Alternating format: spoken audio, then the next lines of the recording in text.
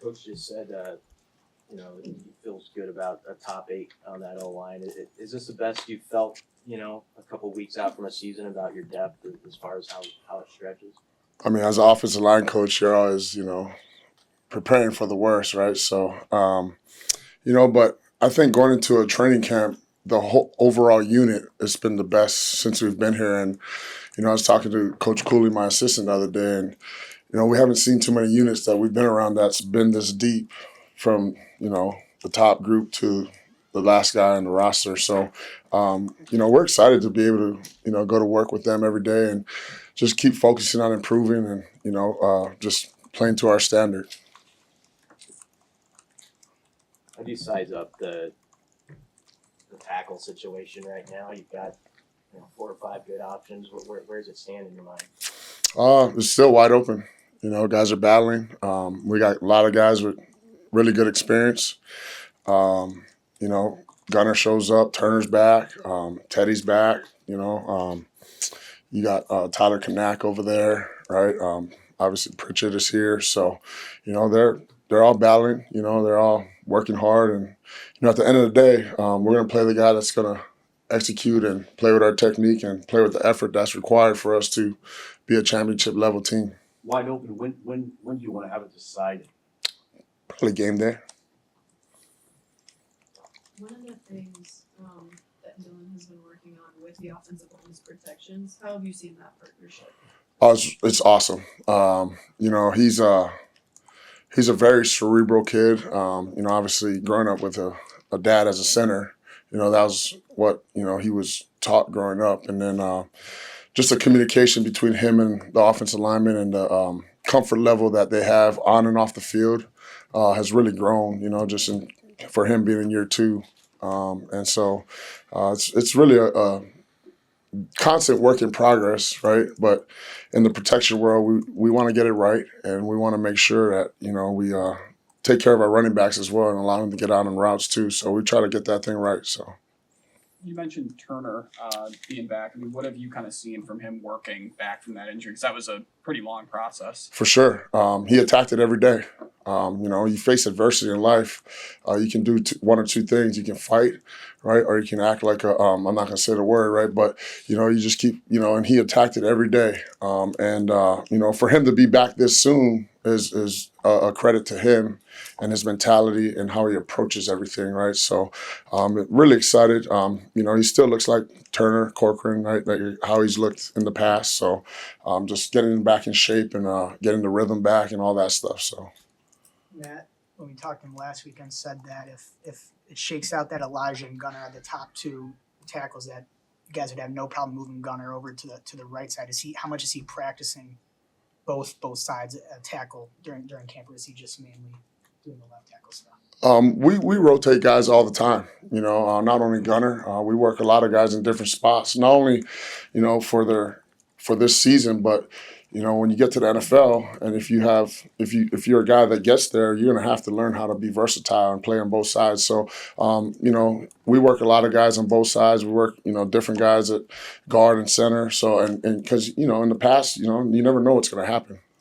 So we're just focused on trying to figure out who the best 5 is, and on August 28th, that's who's gonna roll out there and do their jobs. What do you want to see from Pritchett as you kind of challenge him here the last 2 weeks before kickoff? What do you want to see from Elijah Pritchett as you guys close in on Cincinnati?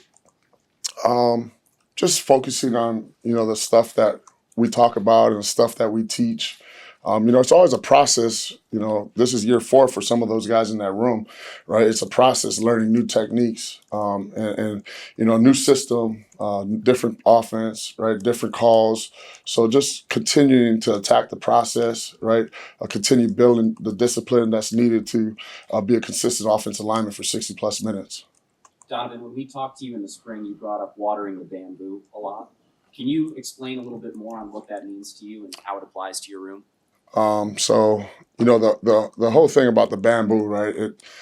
You talk about watering the bamboo, right? You water it every day. And it takes about 3 years for it to hit the surface, right? But under the surface is building that foundation, and the roots are stretching out, right? And after your third year, that thing shoots up about 60 feet in 2 weeks or something like that. So, it's for everybody, right? Not just the older guys, the younger guys. I think that's, and we're taking, along with that, we're taking that white belt mentality, whereas even though you might be a black belt in something, right, a martial arts kind of term, right, you always take, like, you go back to like you're a beginner and keep focusing on the process. And, it's all repetition, repetition, right? You think about Navy SEALs, right? They go to war and, they're fighting for their lives. They're fighting for our lives, right? And, it takes repetition for them to be in that chaos and just focus on their training. And so same thing for us, right? We're not getting shot at and those things, but,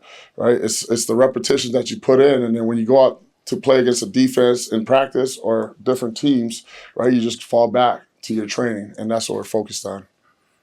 How much does it help to have those older guys like Rocco, who they didn't play right away when they started college football either, and do they help the younger guys with that to see their progress even though they're not, at the top yet?